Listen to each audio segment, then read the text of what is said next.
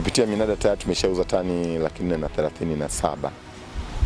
Lakini bado baadhi ya maeneo, kwa mfano kanda ya kati, bado wanaendelea kufanya mauzo ya korosho za Katavi, korosho za Kigoma. Kwa hiyo minada pia bado inaendelea. Lakini pia bado tunaendelea kusanya takwimu za ubanguaji, soko la awali na korosho ambazo wabanguaji wadogo vijijini wanabaki nazo kwa ajili ya kuzibangua. Kwa hiyo hii tani 437 ni korosho ambazo tumeziuza kupitia minada pekee. Kwa bado hatujafikia, bado tunaendelea kukusanya takwimu. Tutapata taarifa za mwisho ifikapo mwezi wa 4 baada ya kufunga taarifa zote za minada, soko la awali, ubanguaji pamoja na korosho ambazo zimebaki katika maeneo mbalimbali. Hizi korosho ambazo tumeziuza kupitia minada, hizo tani 437 zina thamani ya trilioni 1.28, ndio thamani ya hizo korosho ambazo tumeziuza kupitia kwenye minada. Kwa maana ya kwamba fedha ambazo wakulima wamekwenda wamelipwa ni trilioni 1.28.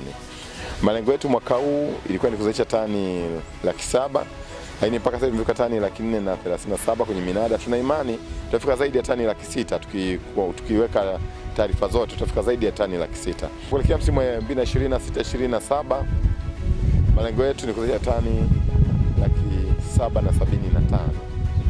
Kwa hiyo malengo yetu kuelekea huu msimu ujao ni kufikia tani 775,000. Kwa mambo ambayo tumeshaanza sasa hivi, kawaida unapomaliza msimu mmoja tayari unaanza maandalizi ya msimu unaofuata. Kwa hiyo tunavyoongea sasa hivi tayari tumeshaanza kampeni maalum ya, kama unafahamu sasa hivi kuna mvua zimeanza kunyesha. Na mojawapo ya mahitaji ya zao la korosho ni kupata unyevu wa kutosha katika ardhi. Kwa hiyo tumeanza kuwasitiza wakulima kuhakikisha kwamba wanatifulia mashamba yao, ili kwamba hizo mvua zinazonyesha basi ziweze kuingia chini ya udongo ili ile mikorosho iweze kupata maji ya kutosha. Hiyo kwa tumetoa matangazo kwenye redio za kijamii kuwahimiza wakulima kuendelea kutifulia mashamba yao ili basi mazao yaweze kupata, mikorosho iweze kupata maji ya kutosha. Lakini pia tumewahimiza, sasa hivi ni kipindi cha kufanya pia pruning, kupunguza matawi yale ambayo hayana faida katika mkorosho. Lakini pia katika swala la pruning tumeendelea kuwahimiza wakulima kupitia vijana wetu wa BBT na kupitia redio za jamii na kadhalika kwamba washirikishe wataalamu kabla ya kufanya pruning ili wafanye pruning kwa usahihi. Kumekuwa na changamoto ya baadhi ya wakulima kuto kufanya pruning kwa usahihi. Kwa hiyo hilo ndio mawili ambayo tumewahimiza. Lakini sasa hivi tutakuwa na kampeni maalum ya kufufua mashamba pori. Tuna maeneo katika baadhi ya maeneo katika mikoa inayozalisha korosho kama hii ya Mtwara, Lindi, Ruvuma, Pwani na Tanga.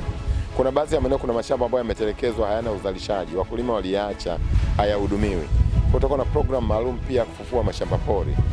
Mwezi wa kwanza tutaanza hiyo kampeni mahususi ya kuhimiza wakulima kufufua mashamba pori. Hii ni katika jitihada zetu za kuweza kuongeza uzalishaji. Lakini sambamba na hilo tunaendelea na kuagiza pembejeo na pembejeo zinaendelea kupokelewa katika maghala yetu. Inabidi kwa mwezi wa 4 mapema tuanze kusambaza pembejeo katika yale maeneo ambayo yanawahi upuliziaji.